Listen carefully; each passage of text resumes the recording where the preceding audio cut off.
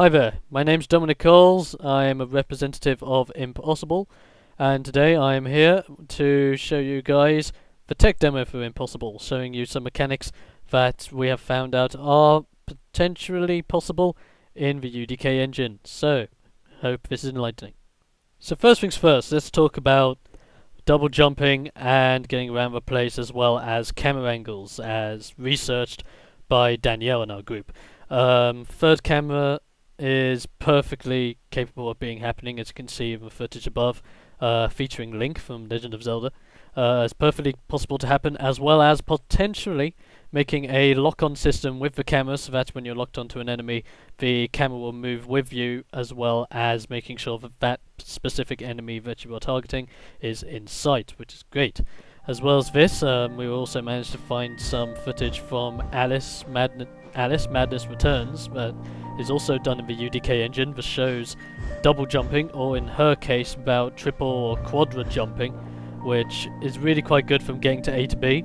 It just goes to show that it is possible in UDK by all means. It's just a matter of getting the script done, really. So that's an enlightening moment for you about movement in UDK. This next session of the tech demo goes into detail about custom HUD, custom pickups, and a potential use of thunderstorms within the game, and within UDK. As you can see here, sorry for the bad quality, but this is how HUD can be, how custom HUDs can be used in UDK. As you can see in the bottom left corner of the screen there, it is a custom HUD, because normally the HUD in UDK is in the bottom right, and as you can see, it's completely different. It's got a health and armor bar there, and when your health goes up, it has a percentage meter that goes up with it, as well as and also, as you can see, when he uses ammunition, the bar decreases and shows that ammunition has been used. So that goes to prove the HUD is more than possible in UDK. Now to custom pickups. For custom pickups, we're basically able to pick up anything when it comes from weapons, upgrades, ammunition, stuff like that, really. As you can see here, thanks to John, it's just a little bit of a tech demo showing him picking up a gun, picking up some ammo for the gun, and basically shooting the gun around a little bit, just to prove that it is possible to create custom pickups. And last but not least, John was able to create for us a lovely thunderstorm, but not just a thunderstorm that actually attacks the player. We can set this up in many ways. We can either set it up so that it can randomly smite the player, or smite different places on the ground, or we could even set it so that if you stay out in the thunderstorm for a set period of time, thunderbolts will hit you. So it could be like an environmental asset, think about that. And it's all perfectly possible in UDK. Okay, on to the next section. This next section goes into detail about interactable assets within UDK, done here by Alex in our group. Alex was able to show us you can make interactable assets, in this case being able to shoot a statue in enough time so that it opens a door, showing that you can create a shootable door mechanism.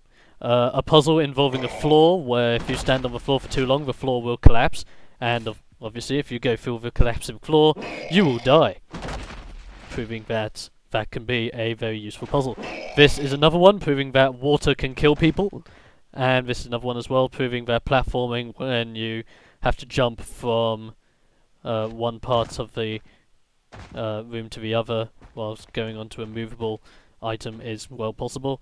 And as well as this, which is like button combination puzzles. It's really possible to do this when you do the right selection, 3 and 4, it will open the door for you and you can carry on to the next section. Or if you do it wrong, which is in this example, so let's say you just went there, and then you just went to this one, then you went over here and just tap this one, it will turn off the sequence and you have to start it all over again to get it right. So there you go, that's interactable assets for you, and let's move on to the final bit.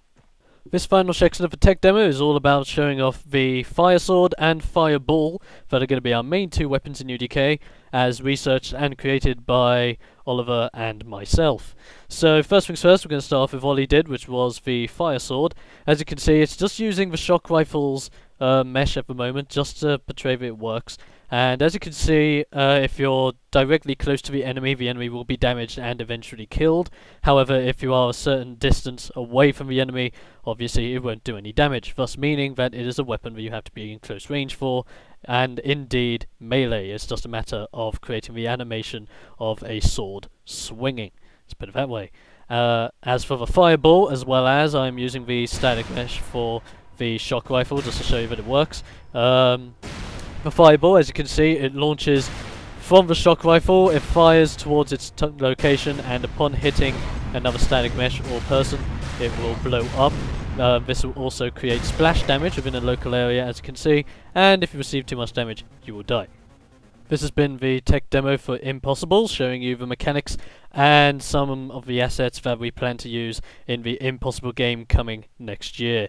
We hope to show you some more videos about how ImpOssible is going to go on in the next semester at a later date, but until then, I'm Dom Nichols, representative from ImpOssible, and we will see you next time!